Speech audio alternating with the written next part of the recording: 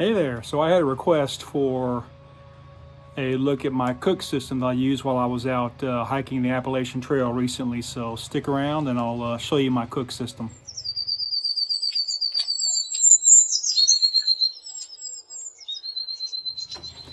All right, so today I'm going to take a look at my cook system and show you exactly what I used when I was out on the Appalachian Trail.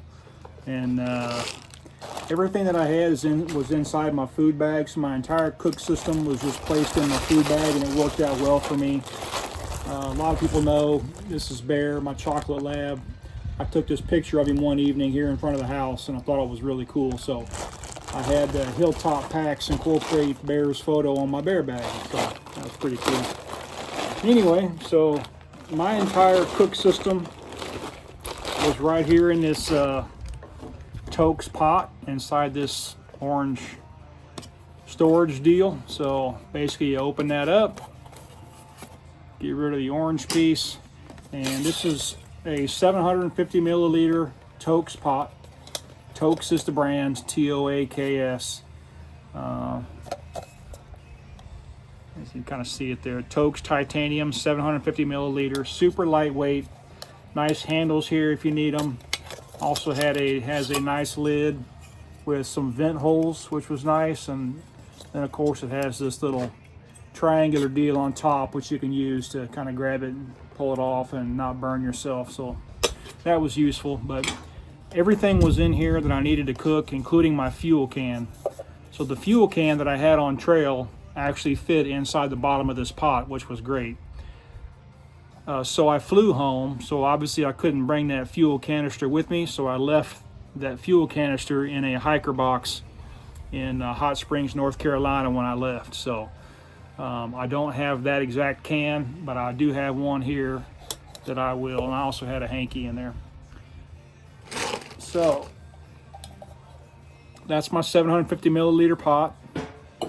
This is my stove right here. I forget what this is, 0.3 or 0.4 ounces, something like that. Super lightweight, super small. It looks bigger because it's up closer to the screen, but it's super small deal. So you break it down like that when you want to store it overnight, and every time you need it, you just basically pull these supports up like I'm doing.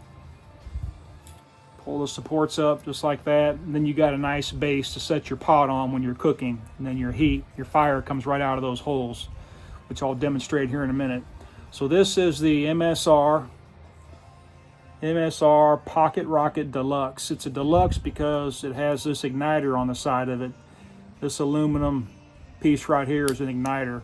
So you press on that little switch and it sends a little spark which lights the fuel. Here's the fuel gauge. So righty-tighty, so it's closed here with no fuel coming through. You open it up to varying levels and you get more fuel coming through. So I'll try and make a connection here real quick. The valve's closed right now. A lot of times you make this connection, you get a little bit of fuel run out. It just kind of happens sometimes, and sometimes it doesn't. Just basically keep it away from your face. It's already done. So you just kind of snug it down at this point, and there it is. So this is basically your cook system minus the pot that you're going to use to boil water or whatever you're going to do with it. So as I've said in videos before, I ate a lot of ramen noodles, and I drank some coffee. I ate quite a few of those Knorr, Knorr sides, usually the rice version. I had the noodles a couple of times, but when I had those meals, the Knorrs, I would prepare them right inside their packaging. In other words, I wouldn't put the noodles and all the sauce and everything in here because I didn't want to have the issues of trying to keep it clean.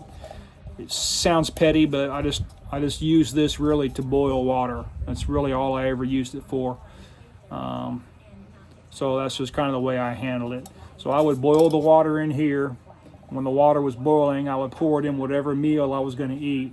Now, suffice it to say, when I was making ramen, I'd make the ramen right here, including the little seasoning packet. I would do the ramen because it's relatively easy to clean up. The Knorr sides, they have a lot more, I guess, of the seasoning, and it tends to stick a lot worse in this titanium pot. Sometimes noodles would get stuck on the side. I saw people trying to clean them out. This wasn't really for me. So anyway, more often than not, all I did in this pot was boil water, period. So it was really just a water boiling method for me. But quite simply, I'd figure out what I was going to eat, and I'd kind of prepare it first. In other words, have it ready to have water dumped in it. And then my whole idea or my goal was to use as little fuel as I could so it could last as long as I could make it last. So pretty simple. Again, turn it on till you hear it kind of coming out. Hit the igniter, and you can see right there it's lit. So then you can increase the flame by opening that valve. That's fully open right there, but you got to realize it's using a lot of fuel. So usually I would keep it somewhere around the quarter or so valve open, about a quarter of it opened up, which is about where it's at right now. And I realize it's probably hard to see, but then I would just take my pot, which was already filled with water, and just set it right on top. It's just that simple. Put the lid on. I found that keeping the lid on it helped it to preserve fuel again. And so I put the lid on the pot, and once I saw that the water was boiling, I'd shut the fuel off, use my hanky usually to grab the pot like so, and I would dump it in whatever meal I was eating. There was an occasion where I would eat one of those prepackaged meals, dehydrated meals like the Mountain House or the Peak Refuels or one of those types of meals. I didn't have them a lot. I may have eaten 3 in the 30 days that I was out there, 3 of those meals, so I didn't eat them very often. I did eat a lot of ramen, and I ate some of the north sides, and then I'd eat things like, anytime I made ramen, I always mixed some protein with it. So whether it was a tuna packet or 2, or a chicken packet or 2, or a slice of Spam. I showed some Spam slices in a couple of my videos, but I always made sure I was getting some protein with the ramen. I wasn't just eating just the carbs alone. So that was usually what a dinner consisted of for me, was some kind of noodle or rice, whether it was ramen, nor, or a nor rice or noodle. Then I'd eat some protein with it. So, and then beyond that, I might have some kind of a Nutri-Grain bar or a granola bar or something like that. And then I would just make sure I was drinking a lot of water. Many times I would make sure to include liquid IV in my water to kind of get my body back up to a point where it was hopefully operating a little more efficiently. But that's really it. Without going off the deep end into, anything else, I've already discussed my resupply plan that I did while I was out there. So I don't really want to go too far down a rabbit hole of food and things, but this was my cook system right here. I also always did have, which I'll show you real quick, as a backup to this stove, was always had a lighter on me, just in case that igniter wouldn't work for any reason. I could still light my stove. So I always had that with me. As well, I always had some hand sanitizer just to kind of clean up afterwards, and that was right here in the little kit that came with my stove. So that is in its entirety my cook system. So I had the MSR Pocket Rocket Deluxe with the igniter, a smaller can of fuel that actually fit inside my pot.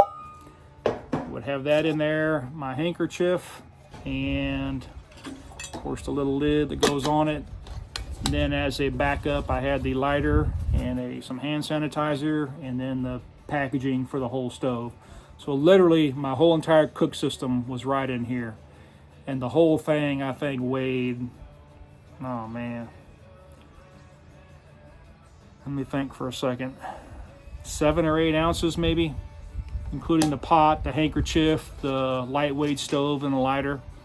Well, I'll take that back. A little more than that if I added in the 6 or 7 ounces of a fuel can. So, but still quite lightweight to make sure that I was cooking a good meal. So I hope this meets the intent of the request to take a look at my cook system. And again, everything was kept inside my bear bag, and the bear bag would get hung up every night in camp, whether I was using my rope system, which is right here, and a bag of rocks, or whether I was using bear cables that were already strung up around each shelter. So sometimes you'd have those cables already available and you wouldn't have to mess with any of this.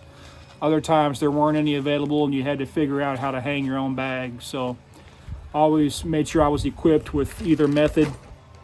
The PCT bear hang is one that I use most often, and it worked out fine. Just took a little bit of practice. So I'll close this video out. Thanks a lot for the idea on another video. Hope you enjoyed it. Hope it answered some questions, and if not, let me know in the comment section and I'll answer it down there. So appreciate you guys for sticking around. Like I said before, there will be some more content coming out, and I do have intentions on at some point, probably this fall, on getting back to trail and doing some more vlogs out there. So appreciate you stopping by, and we'll talk soon.